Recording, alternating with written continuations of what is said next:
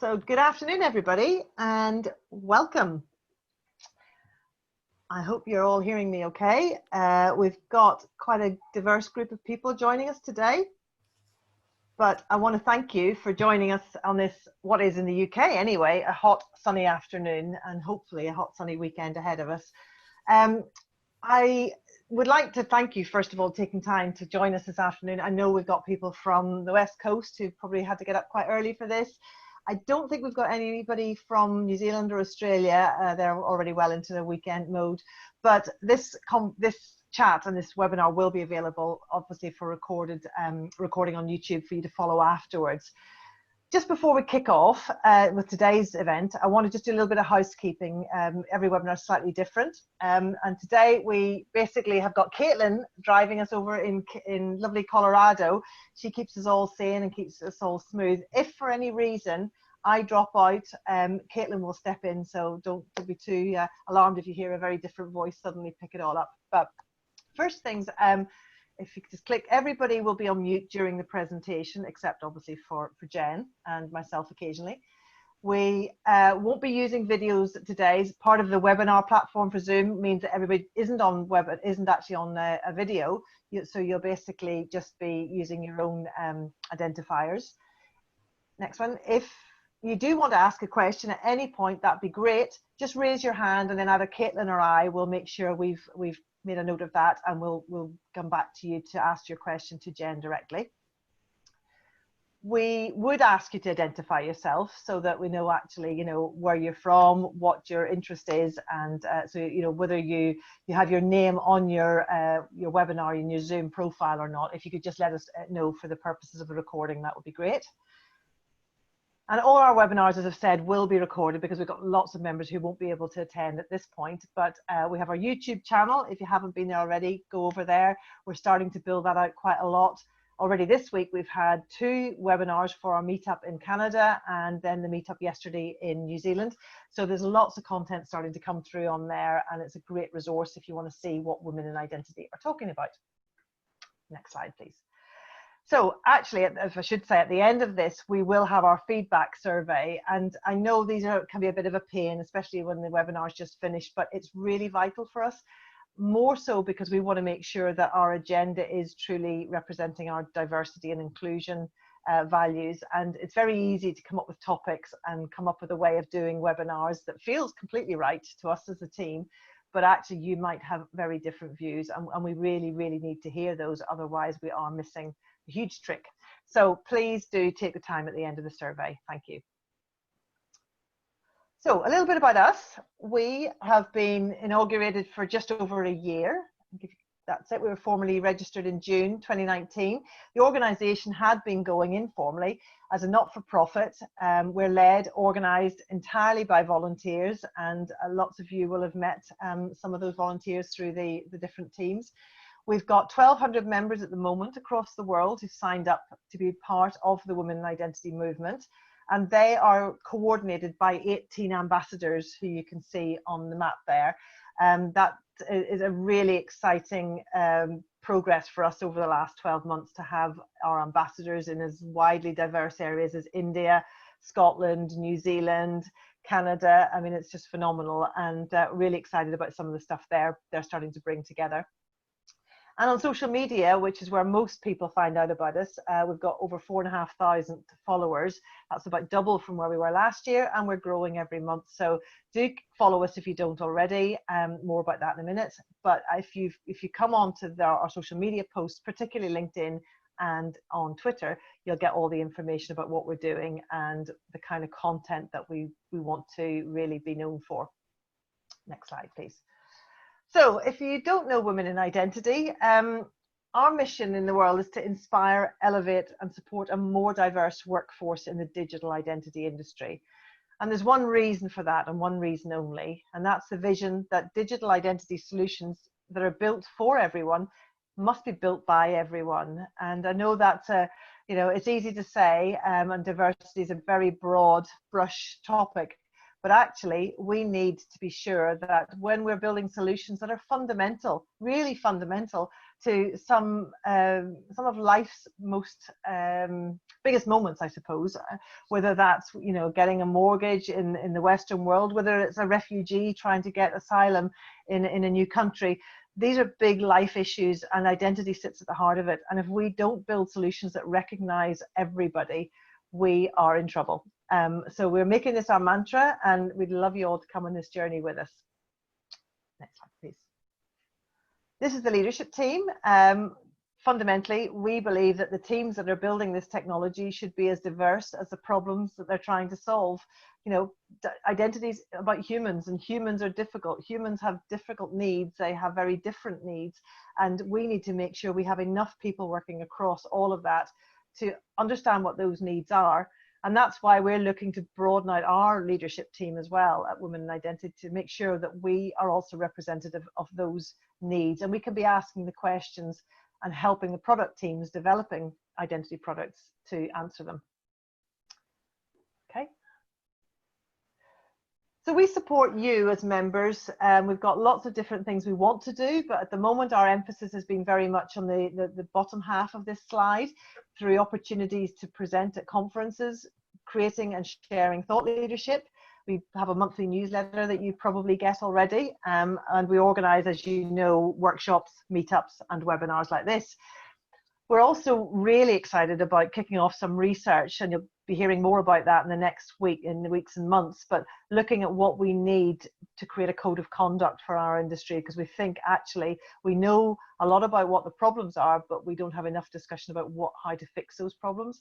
So that's something we're doing some research into at the moment. So we support our members through lots of different things, and to do that we have, for example, this series of webinars. This is the third one in the sort of the global series. We've another 3 to come, and then we'll have a pause before we kick off again in the autumn. And we know that the reasons why sometimes it's difficult for people in the identity industry perhaps to move forward is a combination of both technical and sort of identity standards and identity related topics. And we do aim to have conversations and webinars that will address that.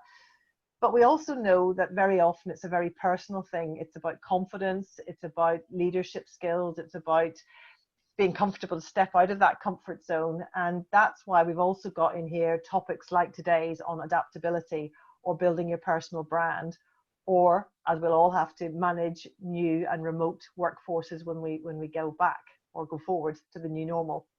So we do recognise it's not just always about the technical stuff, it's about making sure you feel supported in whatever way you're being challenged.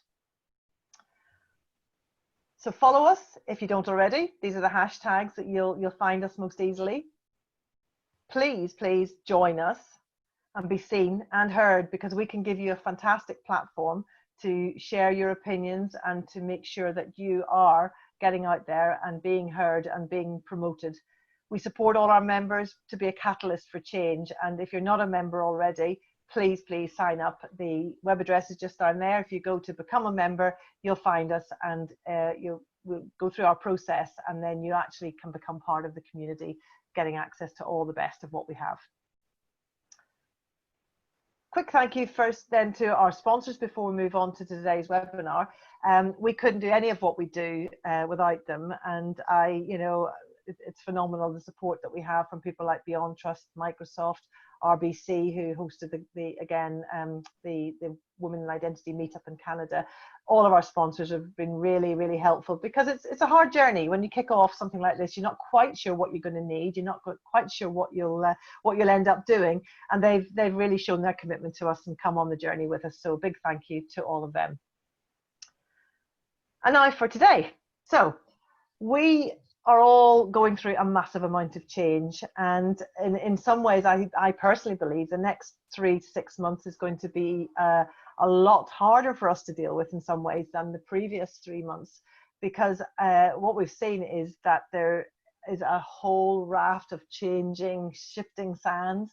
It's okay when the message was very much stay at home, stay safe, work from home, just keep yourself isolated. It's much harder when you start having all the dynamics of going back to work, kids going to school, teams, some of whom are coming back, but some of whom aren't. Some will be working from home, some will be working perhaps even on furlough, or be on furlough.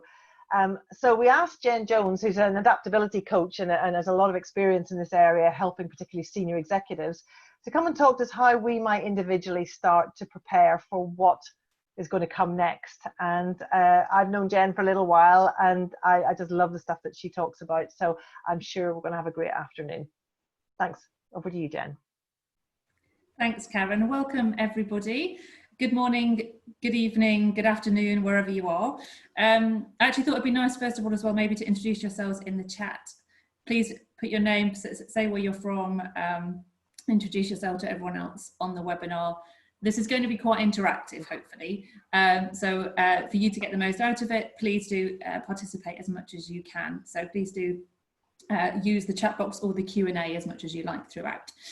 As Karen mentioned, I am an organisational change consultant turned executive coach. I've been doing this for about 20 years now, which makes me feel really old. And I specialise in senior executive coaching predominantly, whether that's individual or team, and working a lot with them around change and adaptability. So it's been quite a busy time. Karen kindly asked me to talk today to you about adaptability. And the aim really of this webinar is to help you to increase your personal adaptability, whether it's just for yourself or whether it's for yourself as a leader in terms of leading teams or organisations through this. It's obviously quite a huge scale change. There will be others that come. So let's try to maximise this and do the best we can. The first thing that Karen and I really thought of was, okay, well, let's think about some really practical nails, I suppose, that we can hammer in terms of, okay, so how can we make this really practical to everybody? So I was thinking about the sorts of things that I'm really coming across a lot at the moment.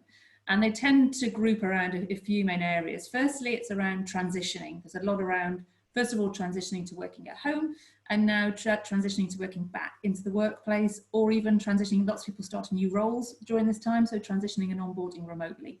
So a lot around that. And a lot around managing self, but also managing others through this change. So how can I be at my best, but how can I also help my team be at their best? And a lot of that as well is linking around managing anxiety and also managing guilt. It's quite a big feeling that's coming out at the moment. People don't want to look back and wish they'd done something differently. And I'm not talking about, wishing that they'd written a novel or learned how to play the piano. This is more about how have I actually conducted myself through this? Was I there for everybody that I should have been? Was I how was I as productive as I could have been? How could I have done better? And they don't want to look back with a sense of guilt and regret. So really helping people to work through that. And a lot of that comes down to prioritization as well. There's a lot more on people's plates. I don't know about you, but I've definitely noticed in terms of the blurring of work and life at home and the juggling of all of that. So prioritization has been a big thing. And we've started to see a little bit in the last few weeks as well about really looking forward in terms of what's the next crisis, what's the next thing we need to prepare for, because people are realizing this isn't going to be the only one. And particularly in the exec world, there's a lot more around, in protecting internal culture, looking at, being responsible for external reputation around all of this and other issues, not just COVID, but things like climate change or Black Lives Matter. Keeping the car on the road, really, how do I really keep this going while everything else is, having to do everything else as well. And a lot as well around team functioning, particularly remotely.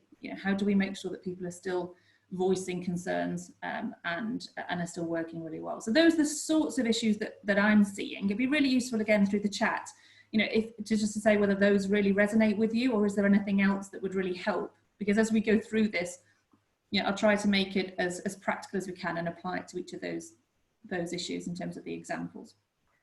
But first of all, I thought it would be quite useful just to go through what adaptability is. I'm sure you all have different views.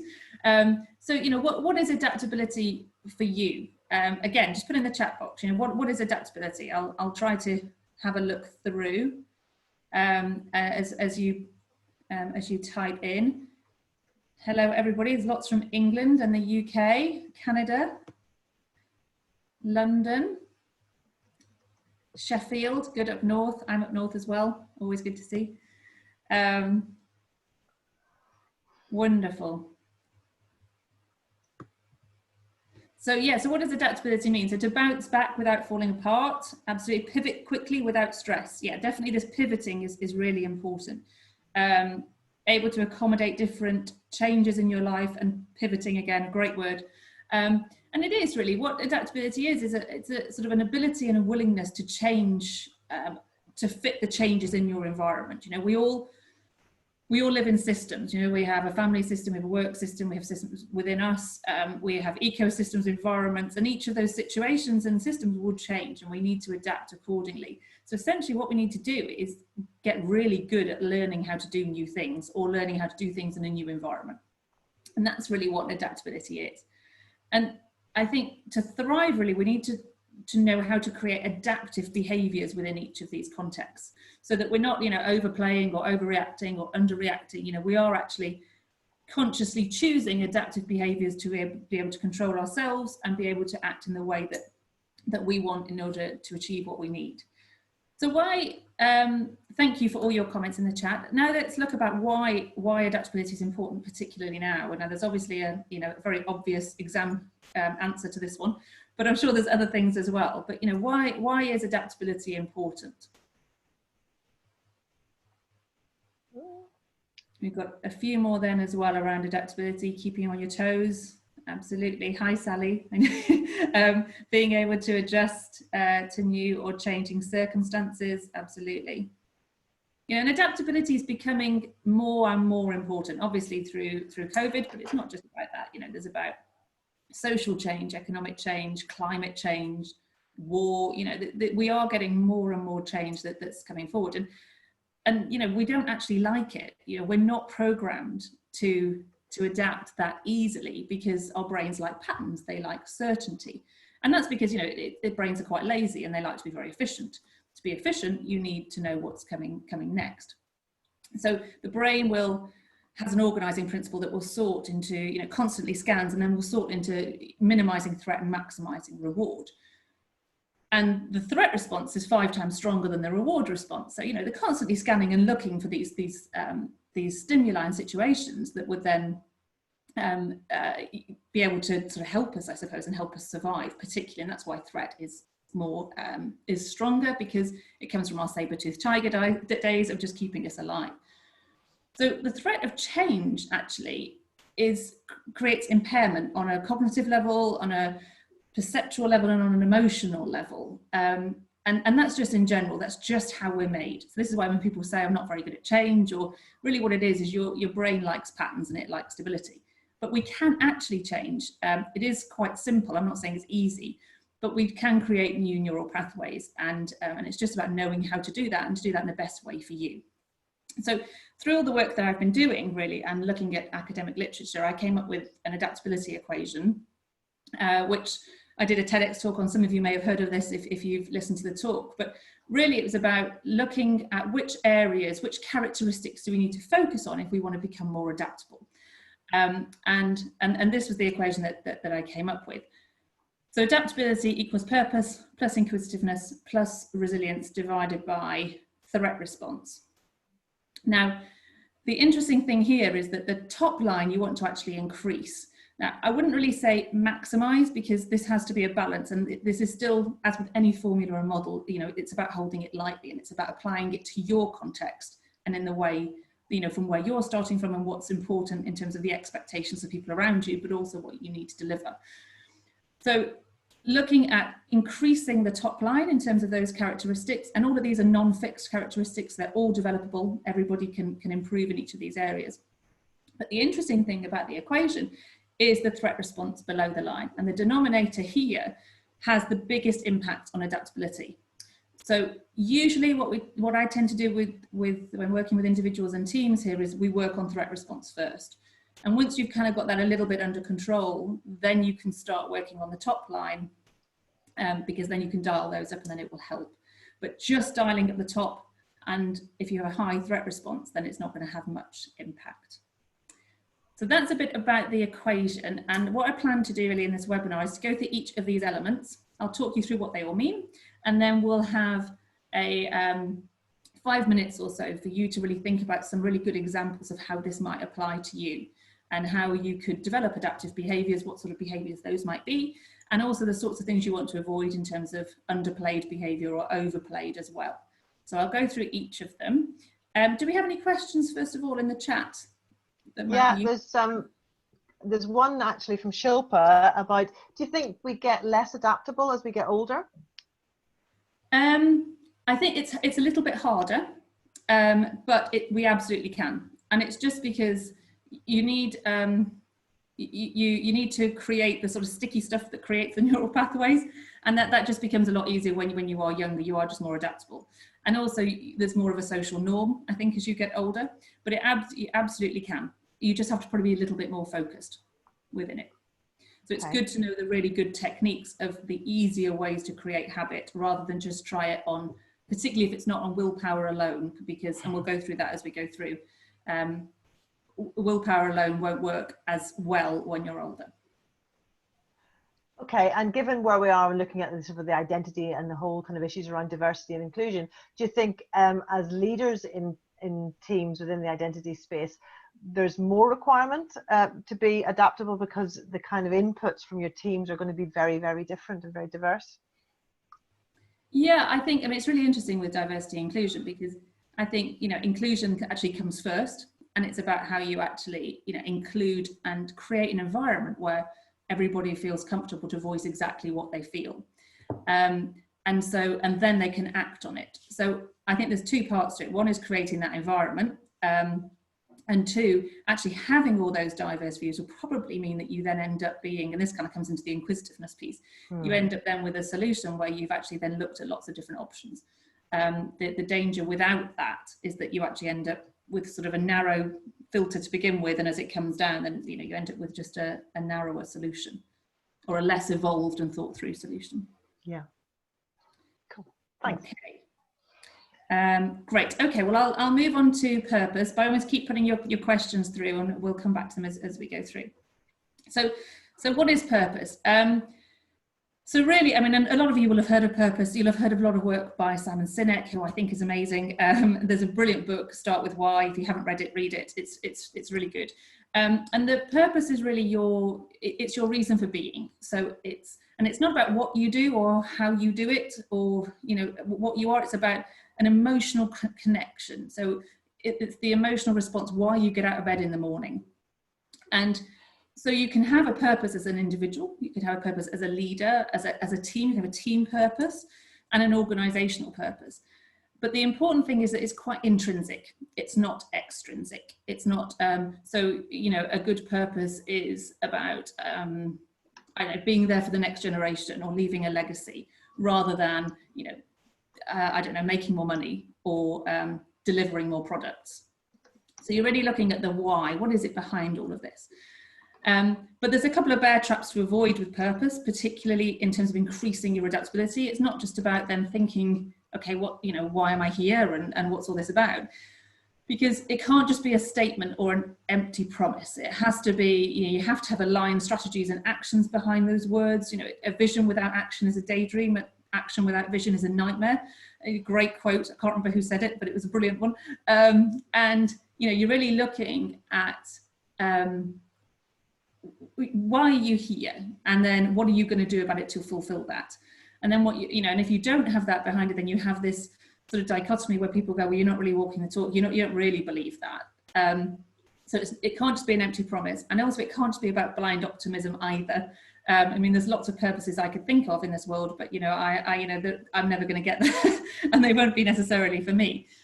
So there's a really good principle in the Jim Collins book, Good to Great, he calls it the Stockdale paradox, and it's about a prisoner of war in Vietnam called James Stockdale. And what he found was, when he was a prisoner of war, that the people who had sort of the more blind optimism, then they really struggled, because when their expectations were dashed, they fell apart. And then again, the overly pessimistic people didn't develop adaptive behaviours enough, and then they also fell apart. The people who really managed to, struggle to say thrive because of that environment, but struggled to cope in that environment, were the ones who embraced the harsh reality of now, but had hope and faith that it would work out in the end. And that's where, you know, in terms of COVID and adaptability here, it's about saying, I know things aren't great now, or I know this isn't, you know, ideal, but actually having faith that it will get better. And so in terms of the purpose, it needs to be sort of phrased in those sorts of ways. So hopefully that gives you a bit of an overview as to what purpose is. And now we can think about, you know, what are the sort of overplayed and underplayed purpose behaviours that you see? And then what could adaptive behaviours be within this field? So again, if you can put in the chat box, if you think about purpose in that sense, can you think of certain behaviours or certain examples of overplayed purpose or underplayed purpose? And then as well in the adaptive space, you know, again, apply it to yourselves or people that you're helping or organisations that you're part of. What sort of adaptive behaviours could be really useful in order to increase adaptability, do you think?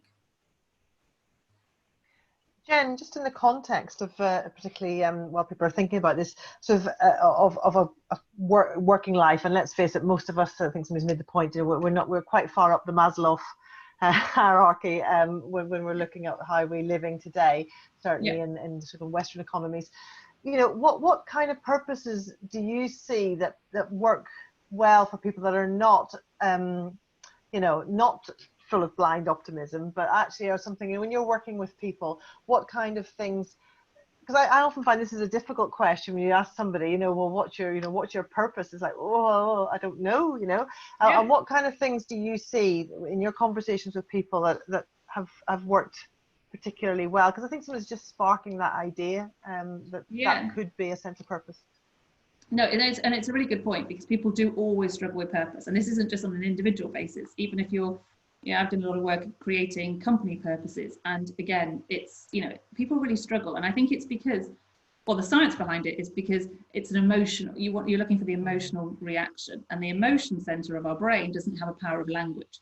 So if you think about, you know, if you say, you know, why do you love your spouse? It's quite difficult to go, well, because I do, because of these things and that, but it's quite difficult to actually put language around emotion. And I think that's why purpose is quite difficult to define. So what we tend to do is then think around, usually, okay, let's move it a little bit more to, okay, what's your role purpose? What are you here to actually do? You know, why does your role exist? If you weren't here, then, you know, what wouldn't happen? What wouldn't be?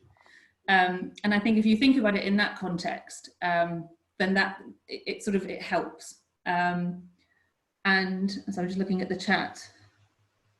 And I agree, actually, in terms of the Maslow piece, particularly at the moment, I'm seeing a lot of work around resilience, and, you know, which it absolutely is, and, you know, we'll go through that in a minute. You know, it is critical. But that's actually much higher up the Maslow's hierarchy of needs than you know, the basic needs that people are needing at the moment. So you do need to create, and this is why, you know, in terms of holding this lightly and thinking about the equation from your own context, because certain pieces you know, you may not be able to ever get near a 6 or 7 in this. It might be just moving from a 1 to a 2, and even that actually could really help. But the things that I've really seen are, particularly through COVID, from a leadership level, are just people saying, you know, I really do care about my people. Now, most leaders are saying this, but the ones that actually, where this is really coming to the fore, are the ones who are, you know, phoning up their employees every week or every couple of weeks just for a chat about them and how they're doing, with no agenda. This is just about just checking in and being quite, linking to the inquisitive piece we'll get to, but being quite inquisitive about that. So when they're saying, oh, I'm fine, saying, really? No, come on, tell me, give me an example. What, you know, what have you been doing? Talk me through your day.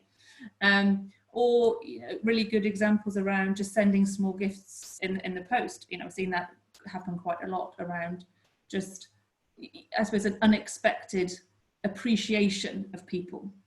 And those sorts of things, if your purpose is around caring about your people, then that lands really well. Whereas people who are saying they're really caring about their people, and then, you know, they're furloughing them, or there's lots of redundancies, or they're doing it in a way that doesn't demonstrate that care, then that's when you sort of go, well, really, is that your purpose? And is that really helping you?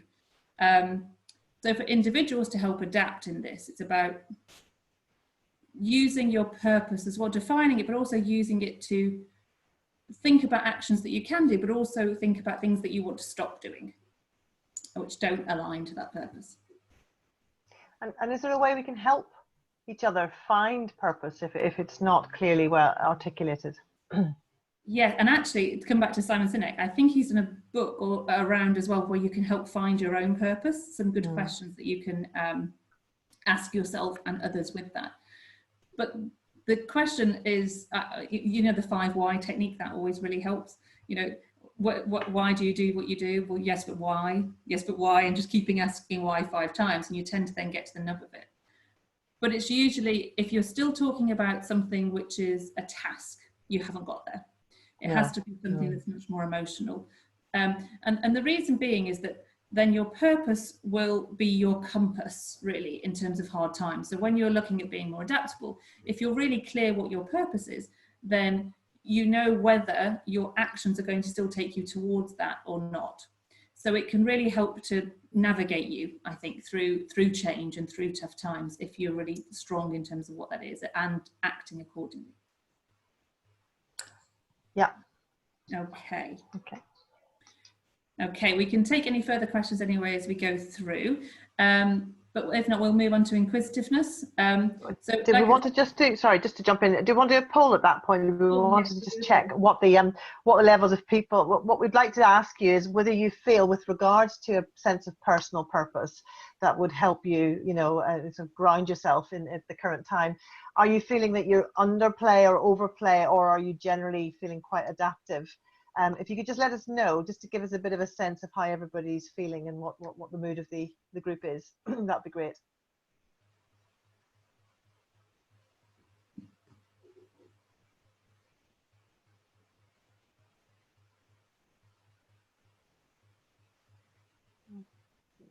Okay, have we got any answers yet, Caitlin?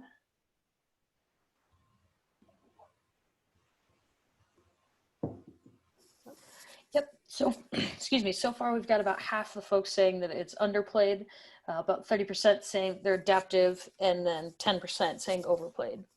Okay, great. Okay. Thanks. I mean, and that's the first thing. It's about awareness as to where you are. You know, is that okay at the moment? You know, it could absolutely be right. And then, you know, but if not, if you are looking at creating more adaptability, you'll know whether this is an area you need to work on or not. Cool. Also, just looking at the chat box in terms of the essential workers at the forefront, but the lack of basics of shelter and psychological safety. I think this applies to all sorts of roles. But, you know, the reason why a lot of those essential workers do the roles that they do as well, I think, is because they probably do have a very strong sense of purpose. Yeah.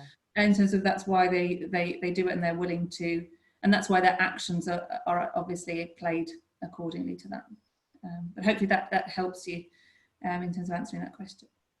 So then let's move into inquisitiveness. So each of these, as you know, are on the top line of the equation. So really we're looking at increasing these. And again, like I said, it's about a balance. So we're not about just increasing one to the max and then the other's not. It's more about the balance and also the context of where you are and where you work and the teams that you lead. But inquisitiveness really is around, it's around keeping your head up. So to increase your adaptability, the worst thing you can do is keep your head down, bottom up, and work in that sort of sense. What we want to do is really keep our head up and start really looking at the horizon, and so we can keep on scanning in terms of seeing what threats are coming, but also what opportunities are coming. So really staying high in that learning space. What tends to happen in change, because as we've mentioned, brain doesn't really like change, it likes patterns. So when faced with change, the blood flow and attention tends to move from the prefrontal cortex, which is the front of your brain, to the amygdala, which is sort of in the middle towards the back. And the prefrontal cortex that controls rationality, problem solving, mental flexibility, willpower, as we mentioned before, collaboration, those sorts of things. Whereas the amygdala controls more emotions and feelings. And so what tends to happen is that emotionality becomes the prevalent control. So when you're thinking in terms of inquisitiveness, if that prefrontal cortex is shutting down, you tend to then become much more narrow in your field of perception. And so being able to keep your head up and keep the radar in terms of scanning, particularly in a crisis, will stop you from just doing something. There's always a desire to do something in a crisis, and that's usually a sign of lower inquisitiveness. So, you know, you think about COVID in the UK, we had everybody going to buy toilet rolls, you know, and it was just like an action that just somebody felt, you know, they felt that they could do that, and that would retain some sort of sense of control. So there's always a desire to do something. So keeping the inquiry open, keeping your radar open, and keeping scanning that horizon, so that you're not shutting down that inquiry and rushing to make judgments, I suppose, or rushing to act. And that means that your attentive focus is more, you know, it is more attentive, you know, is much more conscious rather than it being reactive energy.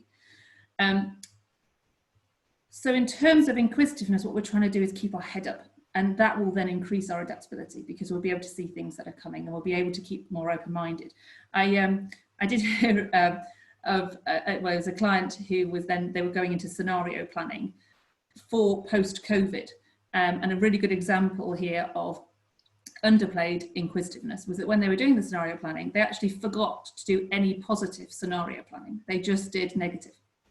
And this is a really good example of the prefrontal cortex shutting down, the threat response being high, and then actually their field of perception became very, very narrow. And I think there's been research now as well that your actual field of vision can reduce by 30 degrees when you're under threat, and when your inquisitiveness then becomes lower. So it's not just neurological, it is actually also physical in terms of the sort of shutdown.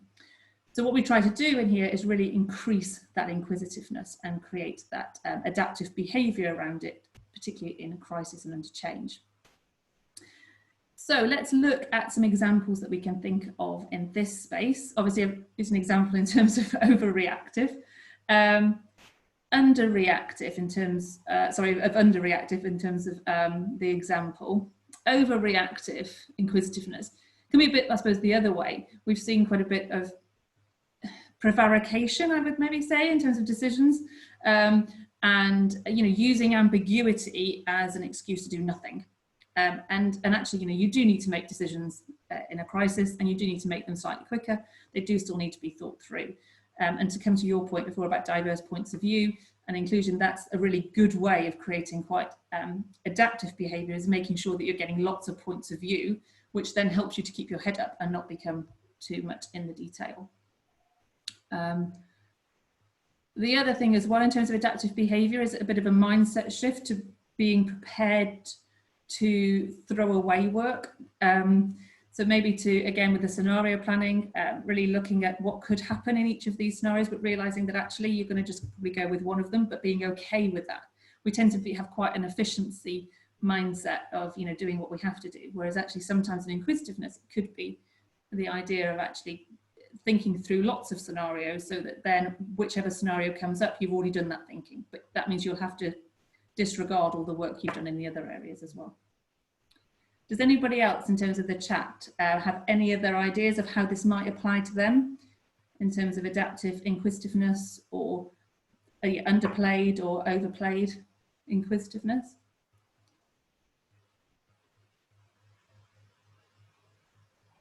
May well be typing as we go through. I mean, the other thing as well is about, you know, we mentioned about thinking about the next crisis up front in terms of hot topics. You know, that's a really good example of high inquisitiveness. So really starting to think, right, okay, what have we learned from this? What do we need to prepare for then in the future in these sorts of areas? Yeah, and some of the conversations that we've had certainly is looking at what's gone well, even though we've been in crisis and we've all been, you know, kind of locked down. Actually, you know, what are the positive learnings, and then making sure we keep those and don't lose them as we start to move forward. So, but, you know, obviously everybody's been talking about, you know, for those that want to work from home and work more flexibly, that has now been proven that it can work really well. So, you know, that's at a fairly macro level, but even at small personal levels, from my own personal experience, I've noticed that, you know, actually just chunking the day up more a little bit than I might have done when I was working in a sort of more of an office environment, or working, you know, kind of long hours. It's been just actually forcing myself, because I had to stop to put the washing machine on, or I had to stop and go and, you know, kind of go and do something, go to the post office. Actually, it's forced my day into being a little bit more probably healthy in the way I've organised it. Yeah. Yeah, and I think, you know, just having that time to really step back and reflect. I think we, in the coaching field, you know, you're always really adding in that reflection time, you know, and how can you really think about this differently, and how can you really think about, what do you really want to keep from this? And of course, all of these elements are interlinked. So this will be interlinked to your purpose as well. If you know what your purpose is, then you can step back and go, well, actually, these are why these bits are really important to me, because balance, for example, might be around the purpose. Then you think, right, okay, so they're the sorts of elements I really want to keep moving forward. But this one does relate a lot to time, which I realise we're all short of. But making sure that even if you are just segmenting, I don't know, 10, 15 minutes of the day where you are quite mindful and present and really thinking about that in terms of the inquisitiveness, and letting your brain just do its thing, can really help in this space. I think sometimes when you get into that more sort of busyness mindset, that means that you're sort of lowering your inquisitiveness, as a bit of an idea in terms of self-awareness. Not always, but it does happen with some people. So can we move to the poll then, and let's see what everybody's feeling in terms of dealing with or feeling inquisitive. Do you feel you're underplaying that or overplaying it, or do you feel you're fairly adaptive in already in the way you approach life from an inquisitive perspective?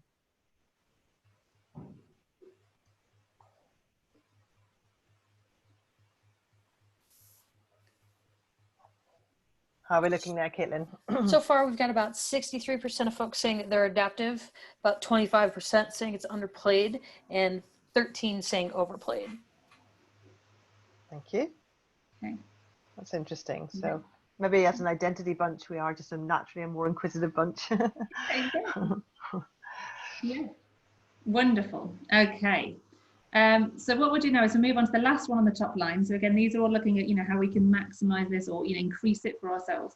And this is around resilience. And I'm sure you've heard about this. And actually, one of the definitions at the beginning around adaptability was quite similar to this in terms of resilience. And it's about the capacity to recover quickly and from setbacks or difficulties. There's a great word which I think was coined by a football manager in the UK called bounce back ability. And I think this sort of summarizes this really well. And it is really important, because the more change and uncertainty that we come across, obviously we're going to then, if we're more in that if we are going to feel threatened by that, then we're going to need to see it as more of a challenge, and we're going to need to overcome them. Now,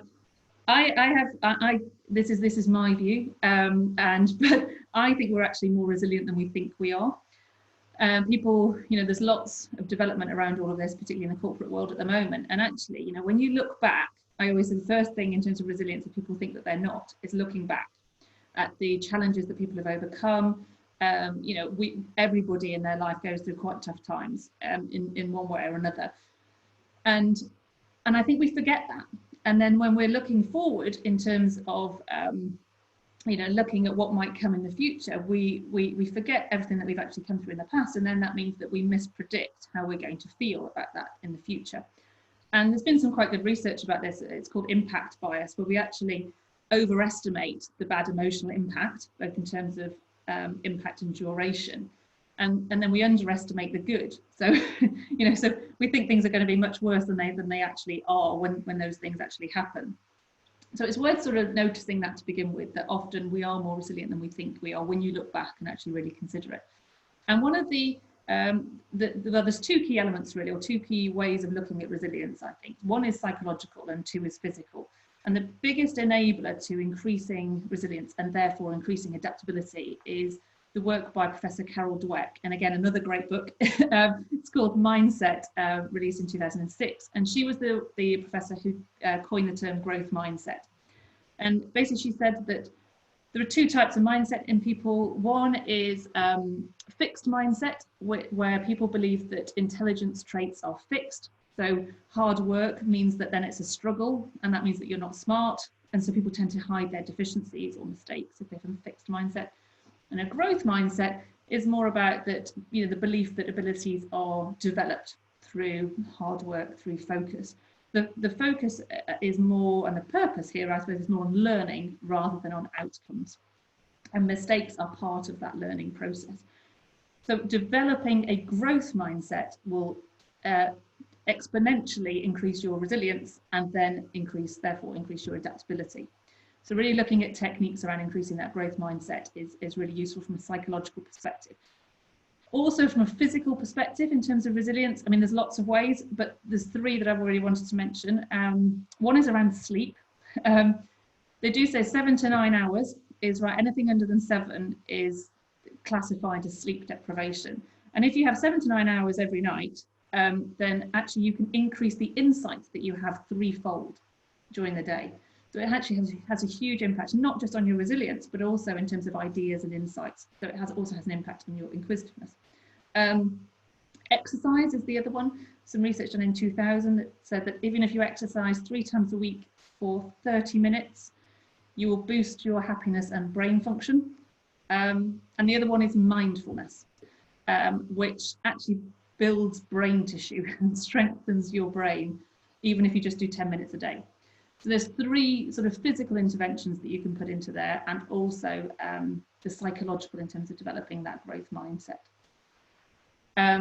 So if we look at that in terms of resilience and how we can increase that to increase our adaptability, can you think of ways that resilience might be underplayed and the effect of that, or overplayed? Or can you think of some adaptive behaviours within the resilience field? Just put in the chat box if you can think of any here. The one that always comes up to me really in this space is around burnout. So people with lower resilience they may burn out themselves, but actually if you overplay resilience, you can then burn out your team. And there's a lot around, not just developing individual resilience, but how can you develop your team's resilience as well.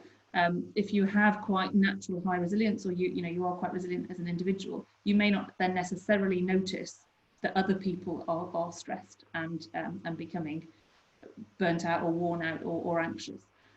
So first of all, looking at yourself, but also in terms of managing others, this does have quite a strong implication. I heard a great term the other day actually in terms of adaptive behaviours in this space, that the opposite of self-care is not selfishness, it's self-neglect. And I thought, that's linking back to our guilt piece to begin with that we opened with. I just thought that's a really good way of putting it. This isn't about taking self-care is absolutely needed, and finding the ways of doing that, whether that is through meditation, exercise, sleep, whether that's through really working on your mindset. That isn't about being selfish. That's just looking after yourself. You have to look after the golden goose, as Stephen Covey would say. In terms of senior leadership and the clients that you're working with, where would you say most people tend to sit? Is it in the underplayed area or overplay? They tend to be probably more overplayed, I would say. They tend to be quite resilient. The people who've got to the levels, on an exco in a FTSE 100, FTSE 250 are pretty resilient. The issue is then the impact of that resilience potentially on other people. So it's more looking at that team resilience side and making them aware of those sorts of behaviours. For example, people who are overplayed in this area could well be quite robotic, quite not necessarily sharing information, because they're actually, their intent is probably just to protect others, not so that they don't get stressed. However, that absence of communication is always filled by something. And then people are going, well, they must be withholding something. So actually their way of dealing with themselves and becoming more resilient actually makes others more anxious and less resilient. So really working through the dynamics of that is quite critical. I think there's some more, again, adaptive behaviours in this space that can really help. Ruthless prioritisation. At the moment we have got a lot going on, and really focusing on what's essential rather than what's exhaustive. You may want to fill the time, particularly if there's a sort of sense of virtual presenteeism, which some organisations have, whereas actually it's more around ruthless prioritisation. What do you really need to do here to make the boat go faster, and actually what can be left to next week or next month, particularly as you're going through COVID when there's so many extra things going on. And I think as we start going back to work, that's going to be a key element of the transition. How are you going to mix the BAU with everything else that's happening in terms of coming out of COVID, plus you may still have kids at home, you may still be looking after elderly relatives, etc. So being ruthlessly prioritizing that. And actually the first thing that probably should come on the list is self, and then others, because you need to look after yourself, or you can't do anything. You can't be help to anybody else. So there's your permission in any case. Okay. So should we do the poll? Oh, I think Karen has frozen. So Caitlin, do you want to put up the poll in this? There we go. So in terms of resilience, do you feel that you are more underplayed, overplayed, or adaptive?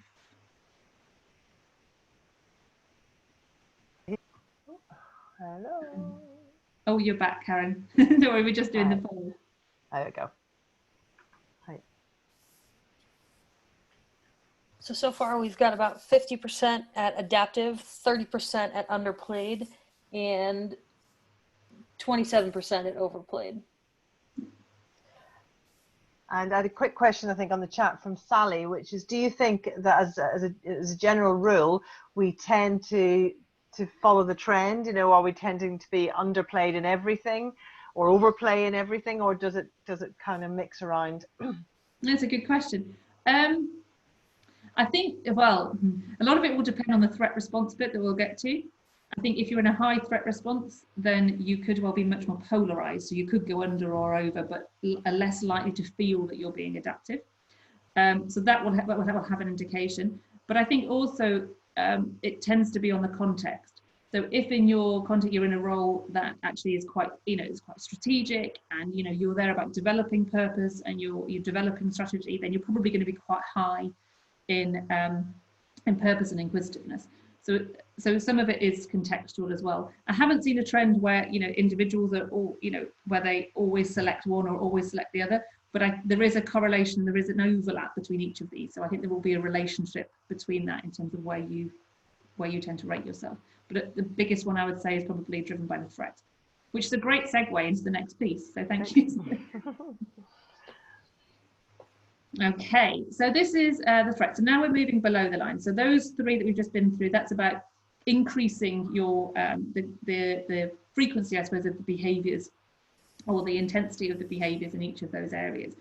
Now, when we move below the line, as we mentioned, the denominator here has the biggest impact, and it's the one thing or the one score, I suppose, that affects the overall adaptability score the most. So what is threat response? As we mentioned to begin with, the brain constantly scans for threats and organizes situations into, is this a threat or is this a reward? So it looks for sort of situations and then, categorizes it. The threat response is much stronger than the reward. I think it's about 5 times stronger than the reward response. So, we will be looking for those threats more, and that's just physiological. We're not all triggered by the same thing, and neither are we all motivated by the same thing. So it's worth noting as well that no two brains are alike. And that's why in the coaching field, it's not about really pushing your opinion or insight onto somebody else, because actually if they create that insight, their brain works differently to yours. So it will create a much stronger connection. And so in terms of adaptability with this and managing your threat response, it will be unique to you because your brain is unique. Now there's 3 levels of threat. The first level, level 1, is when the threat is in the environment. If you think of this in terms of COVID, this will be when we probably saw some cases in China, potentially a couple in Europe, but it wasn't really taking hold. We focus on ourselves, on the problem, on others, and it's quite a manageable state of threat. We're slightly more alert, but it's quite manageable. We then move into something else happens, so then we see that actually it's really taking hold in Europe, and we're getting first cases in the UK. And that's when it starts to, this is now in our neighbourhood. This is level 2. And we tend to focus a bit more on ourselves and the problem, less on others. So this is where, probably the panic buying started.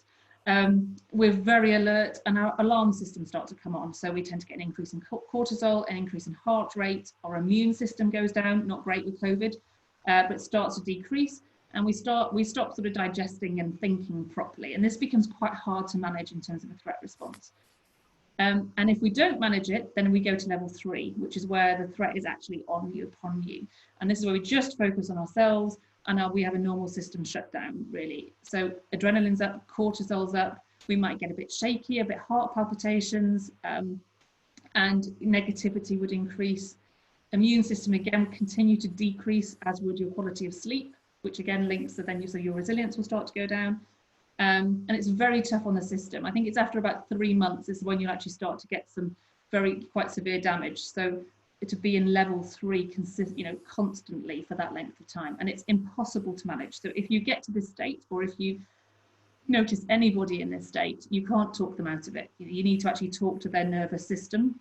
So get them to focus on things like breathing, get them to focus on their senses. What can they see? What can they smell? Because you can't actually talk any sense in terms of rational, because you actually have to talk to that nervous system. So absolutely impossible to manage. So being aware of where you are and which level of threat you're in is really important. And thinking about what situations tend to cause a threat response, there's been some really good work by David Rock, and he created the SCARF model, which I absolutely love, tend to use a lot with clients. And it's called SCARF because it talks about the 5 triggers, or 5 situations, that will cause either a threat response or a towards a reward response. And those are status, certainty, autonomy, relatedness, and fairness. So SCARF, status, certainty, autonomy, relatedness, and fairness. So those are the sorts of things, situations that tend to create a response. Could be reward, could be a threat response. So if you know what level you're in, and then what situations are more likely to trigger you, then that will really help you first of all to understand your threat response. But how can you manage that in order to increase your adaptability? I mean, there's so many ways, and it's very contextual according to each individual, but really it's about regulating emotions in some way. The first thing I'd say is probably around creating buffers, creating space in between each of those levels. So if you're in level 1 and you notice yourself going into level 2, what can you do then to create a buffer there to help? So things like if you know you're triggered a bit more by certainty, so which would be like the ability to predict outcomes, then really thinking about creating routines, keeping up to standards, giving yourself choices, or not putting yourself in a situation, so situation selection really, where you're not going to be able to be given a choice. So those sorts of things can help around creating buffers between each of the levels, because it's very difficult when you're in that level to get out of it. But if you're in the higher level and you think that you're creeping down to the next level, then that's the time to catch it. It's a bit like if you've drank a double gin and tonic, once it's in your system as a threat response, it's there for hours. So you can't do much about it. But if you can stop it as you're drinking it, then that will really help you and increase your ability to manage it. Another thing is around reappraisal. So how you interpret the data that you see will help you manage the threat response. So could you interpret that differently? Again, this could link to the growth mindset with Carol Dweck, but do you see this as, do you see COVID as a threat, or is it a challenge, or is it an opportunity? And this isn't about sort of suppressing or expressing emotion here. It's just about reframing language, being very aware of the language that you're using with yourself particularly. And there's some good questions as well that kind of come into this. Things like, if you were up in a helicopter here and you were looking at this, what would you see? Or if there was, if you were giving advice to your best friend in this situation, what would you say to them? So really sort of trying to take you out of it and reappraise what that is. And then there's lots of other things around. There's some research around nature, taking a walk in nature, particularly around trees. Apparently forests are much better in terms of evoking your parasympathetic nervous system. I think it's something to do with the bird song and the mottled effect of light. Animals also, if you have a dog, cat or horse in particular. I don't know why those 3 and not the others, but dog, cat and horse. And you're stroking them, and there you will catch their contentedness. So that can help you manage threat response. That's why people do say that having animals in the house can help. And also being aware of when you're very present and being quite mindful. So maybe practicing some mindfulness, making sure you're in the direct experience rather than narrative experience, which is more about in the drama and the story, and really getting yourself out of that into more the direct piece and being very present as to where you are. There's some ideas in terms of the adaptive piece here, and ways that might help you to be more adaptable through managing the threat response. But this is quite huge and it does have a big impact on the adaptability. So I realise I've kind of gone through it quite quickly.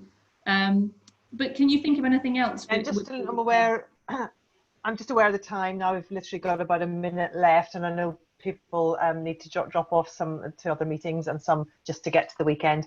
But is there any particular questions that anyone's got while we've still got Jen and we've still got Caitlin, more to the point, that you'd like to ask Jen directly? I think if not, what I would suggest is either reach out to us at communications@womeninidentity.org, send any questions and we can liaise with Jen on your behalf, or of course you can reach her through her own LinkedIn profiles, which we shared on the invitations. I basically just want to thank everybody that has attended today. If we just go forward, there's a couple more webinars still to come out of this series. So if you go to the next slide, Caitlin, please, if you can. Is you hearing me? If not, anyway, the next webinar will be on developing your personal brand. So we're taking this sort of personal theme a little bit further and actually looking at how you can physically create and develop your own personal brand. What do you want to be known for as we go back to this new world, if that makes sense? So join us on the 9th of July. You can register there as a normal webinar channel. Obviously, as I said earlier, today's event will be recorded and will be available if you want to share it with any colleagues and pick up on any points directly with us. And don't forget to join Women in Identity if you haven't already. There will be a feedback survey as soon as I stop speaking. If you can stop and just give us 1 more minute of your time to complete that, that's really helpful. But what I'll say is huge thank you again to Jennifer and Jen and to Caitlin, who's kept us going. And we'll see you all very soon. Thank you. Thank you.